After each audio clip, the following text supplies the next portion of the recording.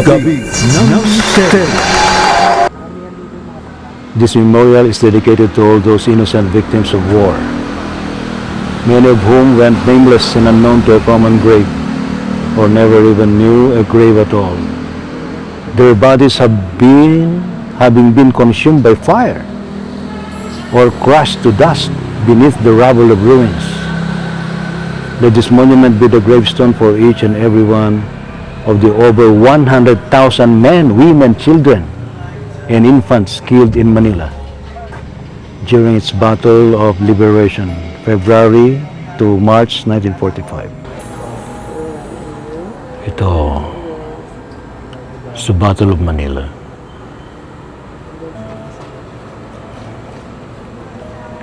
Ano? Titingnan natin dito. Grabe pala dito. Wow.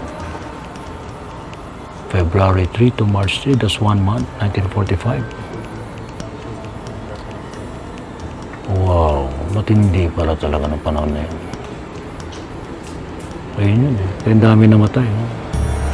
Mamaya, ako yung nagkukos. Kung meron mang something dito, uy, very good, thank you. Kung meron man, kaya mo ano, full scale mo, full scale.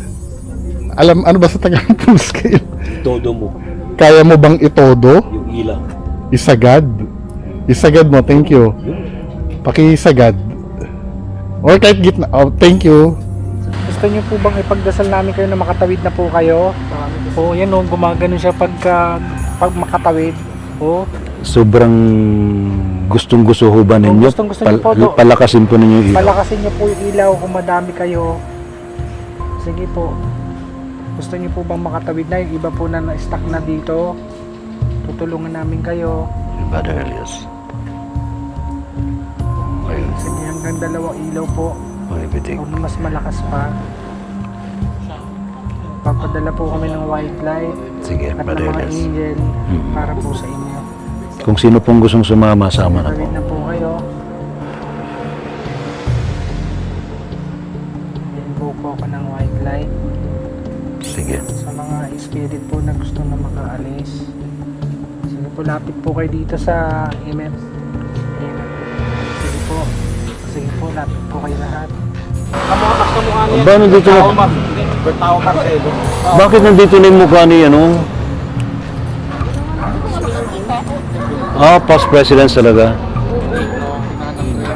Rodrigo, nandiyan na kay Duterte. Dito na kay Duterte. Tapos na kasi siya. Ayun. Ito si Ninoy. Si Ninoy. Uy, si Gloria Macapagal-Arroyo. Halatang-halata mo na. Erap. Gusto ka na Erap? Ito si Erap. Yan si Erap.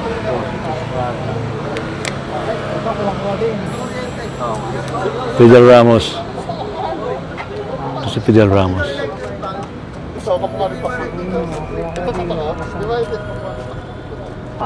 Cory. Hindi sabi. Si Cory. Kuwang. Hindi gaano, no? Hindi gaano kuha. Ito ko ba, Marcos? Halata mo. No. Si Marcos kahit paano kuha. Tay? 12 midnight. Sa tapat tayo ng St. Augustine Church sa may Intramuros. Brother Elias, meron nakikita rito. Anong nakikita mo, Brother Elias? Yung part na yun, yung bahay na yun. Bahay. Yun, andali. Lapitan natin yung bahay. Lapitan natin. Ito. Itong bahay na to. Yan bro, may mga nakatingin tapos ang suot ng damit nila yung parang magaganda na parang naka-Pilipiniana. Oo. Sa taas, sa bago na eh. May Pilipina, mayroong mistisa parang mga Kastila na babae. Oo. Ano ginagawa nila? Nakatingin lang sa atin. Nanonood din sila, parang lumalabas. Marami, dyan yata parang may dinadaos na parang mga okasyon. Ang dami mga ano, Brother Elias. Hindi ka talaga dito. Ang dami nakatinghaw. Hindi ba talaga itong area mo? May mga madre. Okay. Diyan sila sa paligid ah. Diyan sila sa paligid. But still, if you're here, parang experience mo yung ano, ambience ng Gabi ng Misteryo. Mga kamisteryo, ngayong gabi ito pag-usapan natin ang ating naging experience sa pag-ikot sa Intramuros, Maynila. Pasado alas 12 ng hating gabi. Kasama natin yung ating mga kaibigan, sina Brother Bungo, Brother Sergia, Brother Elias, at si Ma'am El Diary. May kanya-kanyang experience and may kanya-kanya silang live. Pumunta kami sa sa Intramuros after namin sa graveyard to eh. DZRH. Kaya ang dami Nung tumatambay pagpunta dito. namin doon, although na wala namang paranormal na masasabi Ayaw doon sa natin unang manakot, pero graveyard to. unang tapak namin Yeah. doon. Pero alam mo yung feeling na talagang, di ko alam kung parang nasa ibang planeta ka ba or nasa ibang dimension ka pag pumunta ka doon. Iba yung vibe pag nandun. Pagkakapar. Na ramdam mo yung mga recordings Bigiraan sa past, Tikiraan po. including yung yung nangyari nung World War II. Ang pinaka may naramdaman ako dun sa may, hindi ko mako-consider kasi 1945. skeptic ako eh. I'm so sorry kung Sa memory. hindi ko i-confirm na paranormal yung nararamdaman ko kasi pwede kasing psychological. Pero dun sa bandang merong yung tapunan ng mga bangkay nung World War II. Doon iba yung doon eh, iba yung presence doon. Naglatag kami ng EMF meter doon. May mga feedback kaming nakuha. Diba? Itodo mo. Sabay nabasa ko pa doon yung yung mga nakalagay na brutal na nangyari doon nung araw. Na wag niyo ipapanalangin na mapunta tayo sa gera dahil hindi siya maganda. Yun lang naman I do recommend na pumunta kayo sa sa Intramuros para maranasan nyo din yung naranasan namin. Maganda siya kahit gabi. Actually, feeling ko mas maganda yung kahit mag-isa ka lang eh.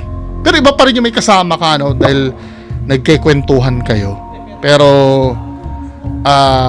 feeling ko mas iba ang feeling pag ikaw lang mag-isa. Andito kami sa Intramuros. Kasama yan sila Ma'am Eli Diary. Si Sir Ray Sibayan, tsaka si Solja. Wala lang, maglalakad-lakad lang kami dito. Kung may mararamdaman doon na spirits.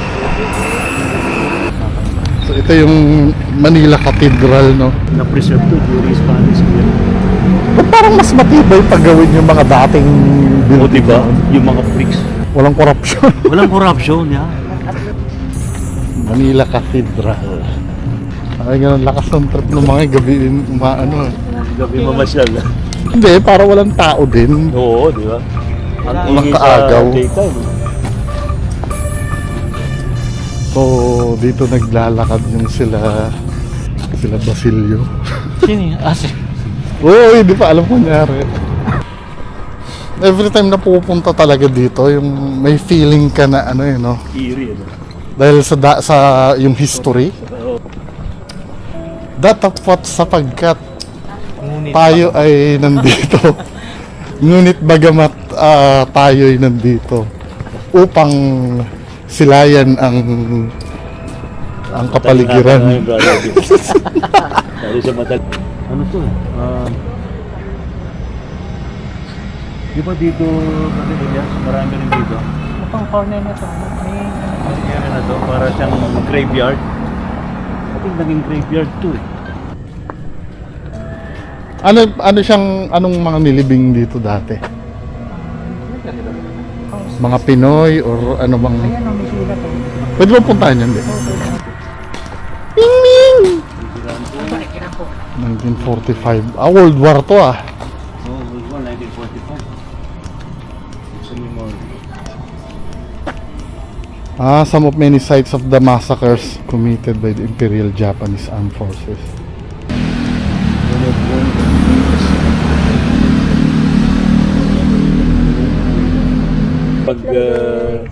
magtawag ka, Brother B.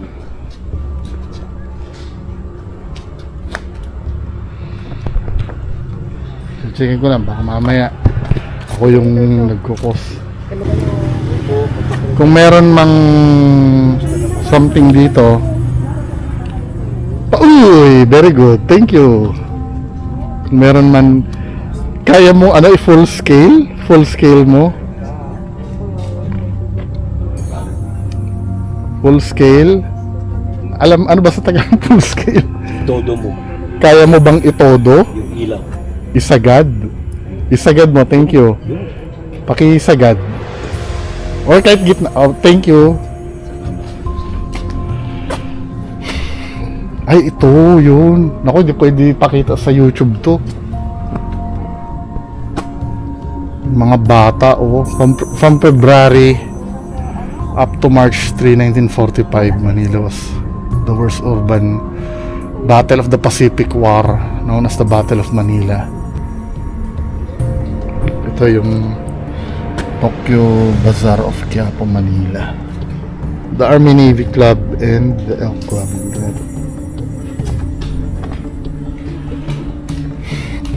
Rear Admiral Sanji Iwabuchi, si General Douglas MacArthur. Iniisip ko,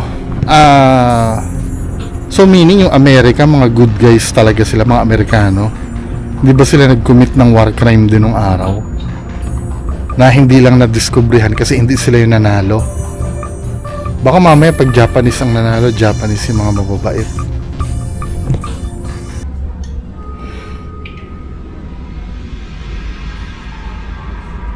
Some people survive beheadings by katana. These men played dead and ran away as fast as they could when night came. Nakasurvive sila ng ano, pupugutan sana sila ng ulo. Siguro purol na yung ano.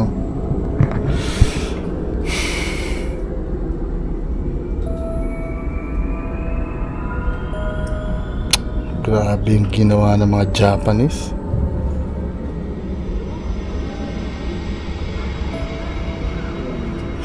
Ay, Diyos ko. Ang hirap panoorin. Gabi ng Stella. Habang nasa Intramuros tayo, doon ko kasi siya na ramdaman talaga nung lumapit ako sa mga pictures. Nakita ko kasi yung bata, yung nakabulag ka, yung lalaking bata. Hindi ko na ma-share sa inyo kagabi. Kasi kanya-kanya kasi tayong kuha ang video. Ang naramdaman ko lang kagabi is parang nandun lang sila.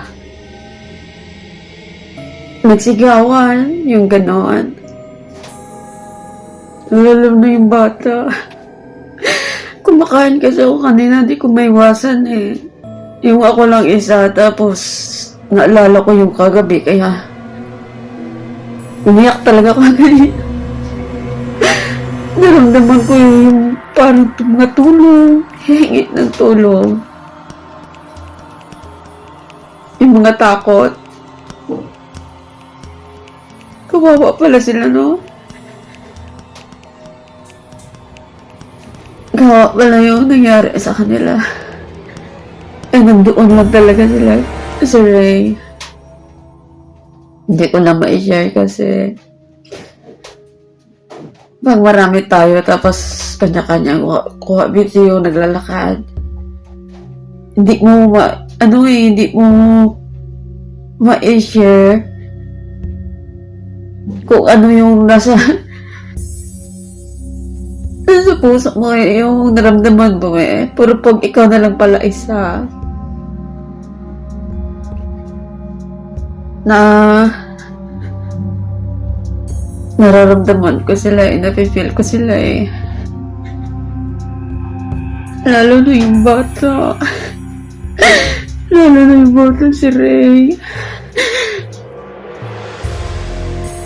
Hindi siya namatay agad. Hindi. May kunting buhay pa.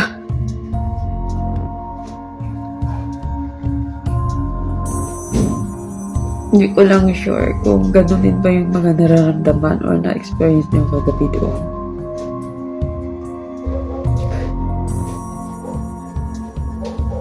First time ko din kasi na naglalakad talaga doon. Doon ako noong last Wednesday.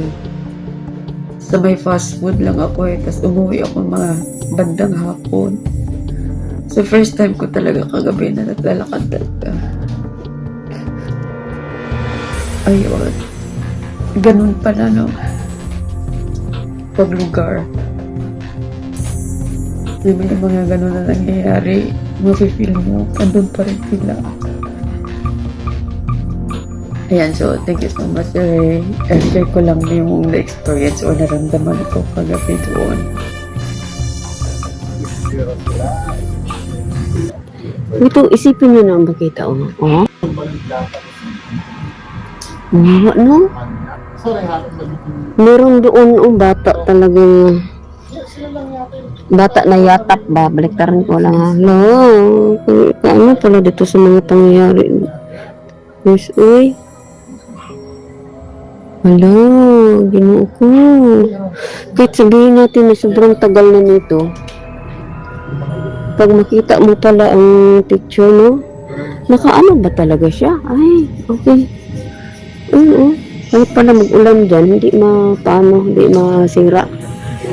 Good evening sa inyo lahat dyan, guys. Wala tayong thumbnail. Kay tawag doon. John Lister. So, Intramuros tayo, guys. Nasa Intramuros. Oh my God. Itong building na to, nasaan kaya ito dito banda? Parang yun. Ito? Parang yun, oh. Yun. No? Yun, oh. Cafe Intramuros. Cafe Intramuros daw. Oh my God, parang nasa ibang bansa, oh. Ayun, tinabi yung flooring, ano niya. Hala. Ang ganda. Ayan, oh, Cafe Intramuros nakalagay. Uy, dito. Mas maganda parang doon, oh. Teka lang, kay ang camera. Mag-live, ano nga muna ako. Sayang din naman yung pagpunta. Dapat naka-video din. Wait lang ha. Galing. Maganda. Yung church nila. Ayun ang church. Okay. Ano ba sabi ni Miracle?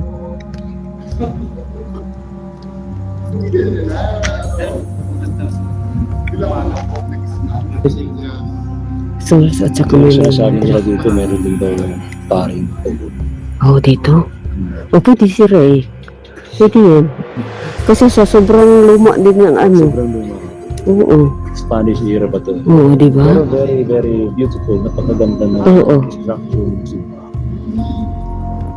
And we appreciate ite-treasure natin dito sa experience.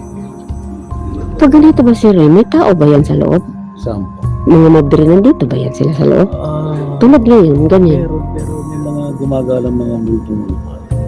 Oo. Pero of course, they're just around. Kasi taga rito naman talaga sila. Oo nga. Ayun, si Solja, nag-live si Solja, guys. Si Ma'am ko. Ay. Ayun. Hello. Hi. Hi. Hi, Solja. Yes, hi, Solja. Kasama-sama tayo dito ngayon. Nagdala tayo sa Intramuros. Kyle Billy, hello Kyle. Thank you so much for watching, Kyle. Sorry kang nadala. So, we are here now in Intramuros. Gabi ng Step. Umikot po kami roon, kasama po namin ang ilang mga vlogger, si Soja, si Brother Bungo at si Sister L. Sa amin pong pag-iikot, unang-una ko pong napansin dahil doon iba po ang enerhiya doon sa simbahan na aming pinuntahan, San Agustin Church. Nakaramdam po kami ng mga kakaibang pakiramdam, ako po ay nakakita ng mga spirit sa bandang pintuan ng simbahan. Nakita ko po ang espiritu na isang madre na nakaputi, at merong ipinapakita sa akin dahil may lumabas na figura ng mga Hapon, at may mga naririnig akong boses ng mga babae na parang hinihila papasok doon sa loob ng simbahan. Una, tinitingnan ko kung anong nangyayari, pero hindi lang isa, hindi tatlo, hanggang sa dumami po ang mga espiritu ng mga kaluluwa ng mga Hapon at ng mga Pilipinang babae na sawari ko dahil pinapasok sila doon sa loob ng simbahan, ay maaari natin sabihin pwede silang sinasaktan o anuman. Pagkatapos ay nawala. Umikot po uli kami doon sa parte na yon. Meron din akong nakita doon sa puno, may malaking boses. Tinuro ko nga po ito at sinabi sa aking mga kasama. Subalit ang muli, alam po naman natin na ang pagkakaiba ng mga vloggers sa katulad natin, ng mga psychic, ay iba.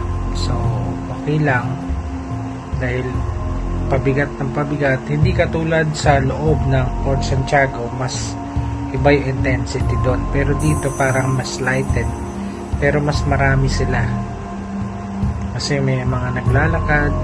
Sa aming paglalakad, may naririnig akong sa likod na parang mayroong nagmamarcha din sa likod na mga sundalo, pero pag lilingunin mo ay wala naman.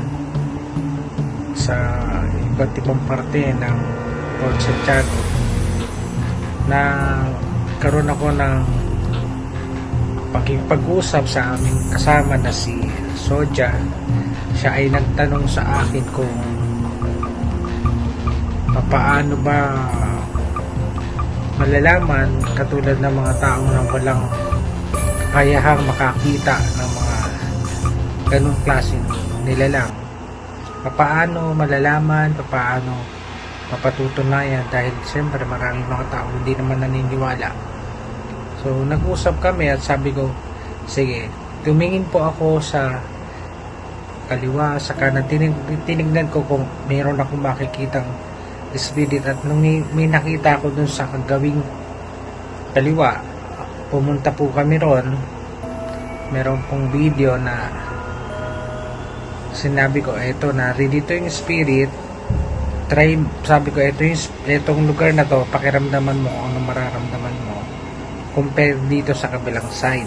So doon nakita niya yung pagkakaiba ng dalawa, mas lumamig at mas may parang hangin doon sa area na tinuturo ko. Pagkayari, ayun, nag-usap po kami na, tingnan mo yung difference nitong kabila, dito sa kabila ay mainit, dito sa kabila ay mainit, at dito sa kabila ay malamig. So kita mo magkaiba. So yun po yung isang experience para mapatunayan ko na, sabi ko kasi dito may nakatayo na isang lalaki na para siyang gwardiya sibil, pero hindi po siya Pilipino, kasi hindi rin, parang Kastila, kasi mataas siya na maputi na may baril na mayroong nakasukbit dito sa kanyang dibdib.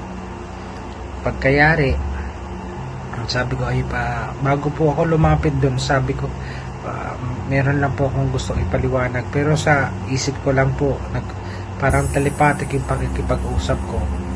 At paglapit ko, tinuro ko nga dito, itong part na to.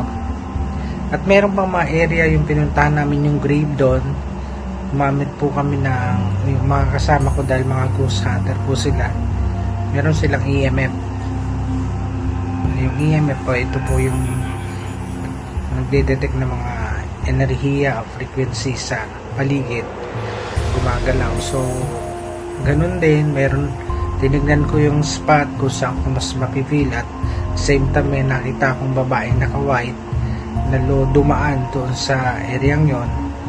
Ang sabi ko dito, maganda dito ko pinalagay o dito nila ilinagay, pero nagtutugma kami kasi halos lahat kami doon sa iisang area din naglagay ng doon ko naramdaman, doon din nila na feel, tapos sabay-sabay na yung EMF ay gumagalaw. Nakipag-usap at sabi ko ay kung meron po pang mga kaluluwa naririto na nais ding tumawid ay tumawid. So nakatutulong din sa isang banda ang pagkikipag-communicate sa kanila dahil hindi naman po sila nananakit. Ang intensyon lang nila ay malaman kung anong sitwasyon nila. Yun lang po, at marami pa po mga experience, pero hindi po dapat silang katakutan sa bawat area sa paligid na yon, dahil sila ay naghahangad ng justice, dahil alam naman natin kung anong nangyari noong mga panahon ng World War II. Gabi ng Mister. Noong Saturday, after mag-guest ni Sir Bungo tsaka ni Ma'am Elday Rich sa DZRH, pumunta kami ng Intramuros para mag-ikot or maggala, no? As in gala lang. So pagdating doon, normal lang until na tumapat na kami sa may Manila Cathedral. At doon ko naramdaman yung yung kilabot. Hindi dahil sa paranormal o ano man, no?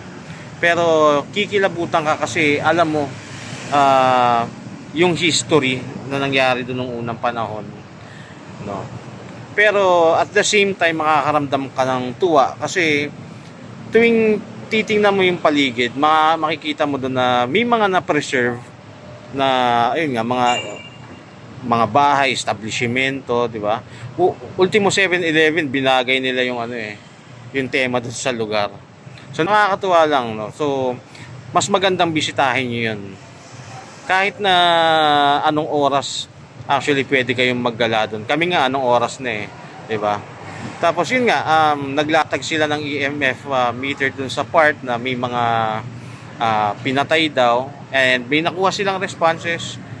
Pero yun nga, ako naman kasi talagang naggala lang. So kahit saglit lang kami nag-ikot doon, nakakatuwa. So sana kung may time kayo, gawin nyo rin. Mafe-feel nyo